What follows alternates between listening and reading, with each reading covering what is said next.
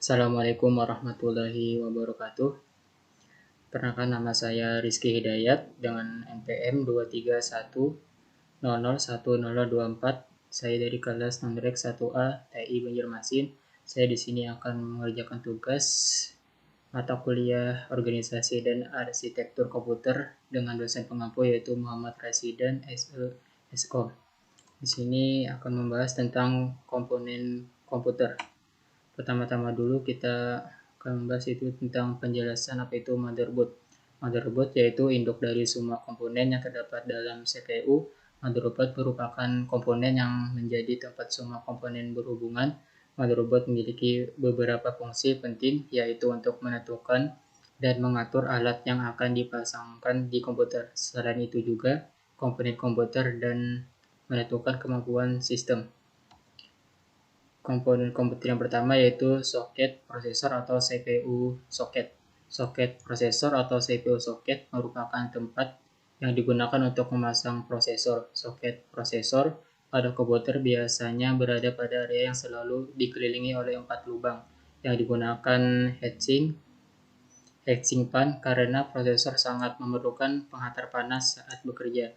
Ketika kita memilih motherboard, sebaiknya kita memperhatikan jenis soket prosesor terdahulu, karena setiap jenis soket berbeda-beda dan tidak dapat terpasang oleh sembarang prosesor, karena satu jenis prosesor sudah memiliki soket masing-masing dan tidak dapat dipasang ke soket lain. Yang kedua yaitu slot memori. Slot memori memiliki bentuk memanjang yang berfungsi sebagai tempat untuk memasangkan RAM. Pada umumnya posisi slot memori ini bersebelahan dengan soket prosesor, dan biasanya jumlahnya lebih dari satu slot. Jenis RAM berbeda-beda. Setiap jenis RAM ada DDR2, DDR3, dan sekarang ada DDR4 sampai DDR5. Memiliki jenis slot yang berbeda pula, karena hal itulah kita harus selalu memperhatikan ketika kita membeli RAM untuk komputer kita. Yang ketiga yaitu slot IDE dan slot SATA. Slot IDE dan slot SATA memiliki bentuk yang berbeda, namun memiliki fungsi yang sama, yaitu digunakan untuk menghubungkan hard disk atau CD-ROM ke motherboard.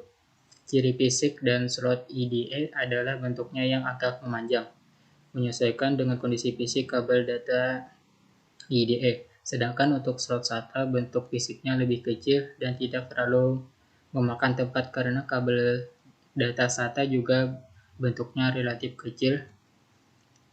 Yang keempat yaitu slot AGP dan PCIe Express X16. Fungsi dari slot AGP dan PCIe Express X16 yaitu sebagai tempat untuk memasangkan VGA card atau graphic card. AGP adalah jenis lama dan sudah jarang ditemukan di motherboard jenis baru. Kebanyakan motherboard sudah pada menggunakan slot PCIe Express untuk penghubung dengan kartu grafis. Posisi slot ini pada umumnya berdekatan dengan slot PCIe, bahkan hampir sejajar.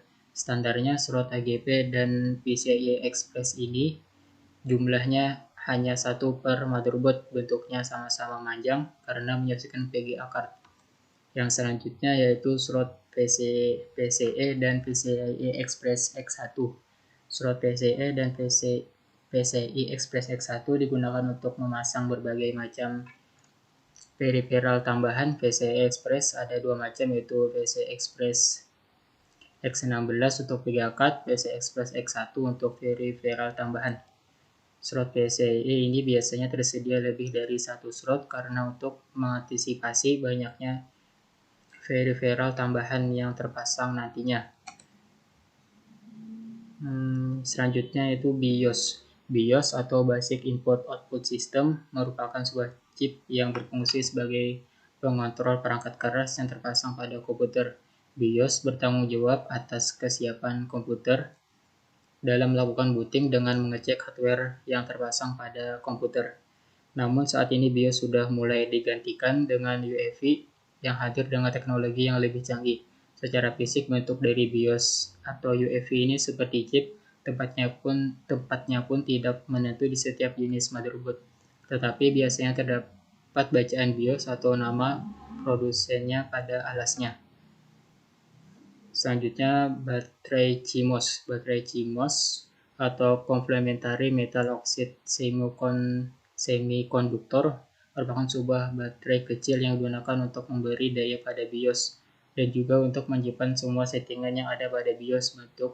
Bentuknya seperti baterai jam tangan, hanya saja bentuknya lebih besar.